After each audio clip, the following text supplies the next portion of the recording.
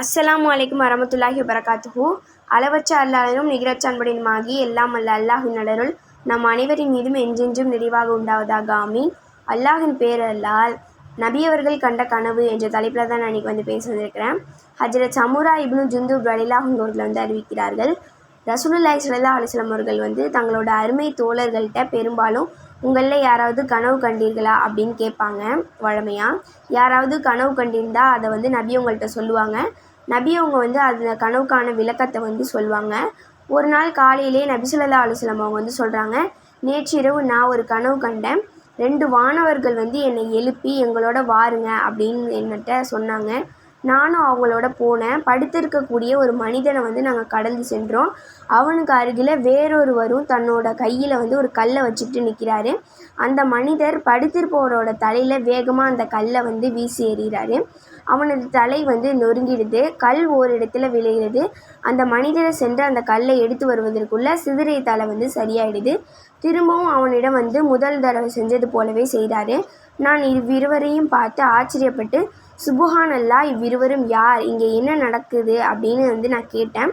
என்னை அழைத்து வந்த 2 மலக்குகளும் என்னிடம் செல்லுங்கள், முன்னே செல்லுங்கள் அப்படின்னு சொன்னாங்க. நாங்களும் முன்னேறி சென்றோம். மல்லாந்து படுத்திருக்கிற ஒரு மனிதரை நாங்கள் கடந்து சென்றோம். அவனுக்கு அருகில் ஒருவர் இரும்பு கொக்கியை வச்சுக்கிட்டு நிற்கிறாரு. அவர் மல்லாந்து படுத்திருந்த அந்த மனிதனோட முகத்தில் ஒரு புறம் தன் கையில் இருந்த கொக்கியை அவனது ஒரு பக்க கன்னத்தில் புகுத்தி அவனது பிடரி வரையிலும், மேலும் அவனது ஒரு பக்க மூக்கு துவாரத்தின் நுழைய வச்சு அவனது பிடரி வரையிலும், அவனது கண்ணுக்குள்ளே புகுத்தி அவனோட பிடரி வரையிலும் பிளக்கிறாரு. அது எல்லாவற்றையும் கிழித்து கொண்டு சென்று விடுது. பின்பு மறுபக்கத்திலும் அதே போலவே செய்கிறாரு. அதுக்குள்ளே முந்திய இடம் முற்றிலும் சரியாகிடுது. இதே போல் அவர் செஞ்சுக்கிட்டே இருக்கிறாரு. நான் என்னோட வந்த அந்த மலக்குமார்கள் கிட்ட, சுபஹான் அல்லாஹ், இவங்க 2 பேரும் யார் அப்படின்னு கேட்டேன். மேலும் முன்னேறி செல்லுங்கள் அப்படின்னு சொன்னாங்க.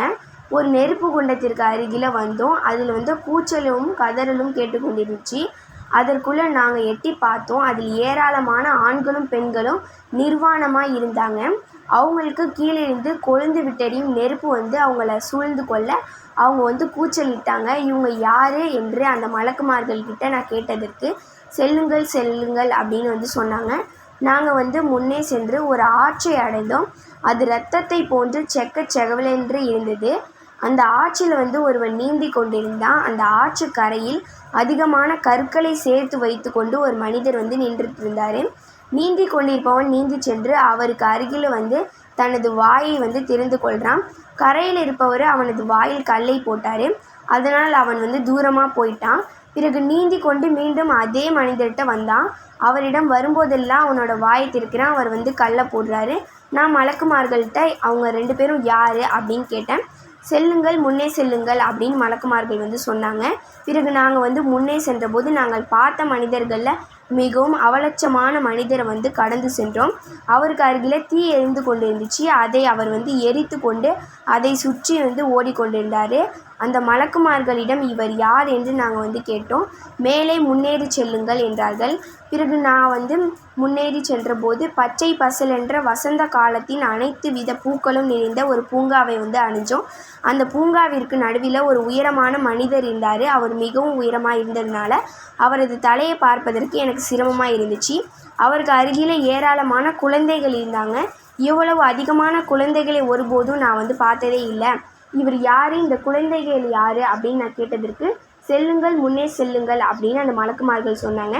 பிறகு நாங்கள் முன்னே சென்றபோது ஒரு பெரிய தோட்டத்தை நாங்கள் அடைந்தோம். இதுக்கு முன்னாடி இவ்வளோ பெரிய அழகிய தோட்டத்தை நான் பார்த்ததே இல்லை. இரு மலக்குகளும் என்னிடம் அதன் மீது ஏறுங்கள் அப்படின்னு சொன்னாங்க. நான் அதில் ஏறினேன். நாங்கள் அனைவருமே அதில் ஏறி ஒரு செங்கல் தங்கத்தாலும் ஒரு செங்கல் வெள்ளியாலும் கட்டப்பட்ட ஒரு பட்டணத்தை அடைஞ்சோம். நாங்கள் பட்டணத்தின் தலைவாயிலுக்கு அதை திறக்கும்படி நாங்கள் கேட்டுக்கொள்ள எங்களுக்கு கதவு திறக்கப்பட்டு நாங்கள் அந்த பட்டணத்தில் நுழைஞ்சோம். அந்த பட்டணத்தில் எங்கும் கண்டிராத பாதி உடல் அழகாகவும் பாதி உடல் அழகில்லாகவும் உள்ள மனிதனை நாங்கள் சந்தித்தோம். அவங்களிடம் அந்த இரு மலக்குமார்களும், நீங்கள் அனைவரும் இந்த ஆற்றுக்கு சென்று அதில் குதியுங்கள் அப்படின்னு சொன்னாங்க. அந்த இடத்தில் அகலமான ஆறு ஒன்று ஓடிக்கொண்டிருந்துச்சு. அதனுடைய தண்ணீர் பாலை போன்று வெண்மையாக இருந்துச்சு. அந்த மக்கள் அந்த ஆற்றில் குதித்தாங்க. பின்பு எங்களிடம் அவங்க திரும்பி வந்தபோது அவர்களின் அழகற்ற நிலை நீங்கி மிகவும் அழகானவர்களாக மாறிட்டாங்க. அந்த 2 மலக்குமார்களும் என்னிடம், இது அத்னி என்ற சொர்க்கம் அப்படின்னு சொன்னாங்க. இது தங்களின் வீடு அப்படின்னும் சொன்னாங்க. அங்கு வெண்ணிற மேகத்தை போல ஒரு மாளிகையை பார்த்தோம்.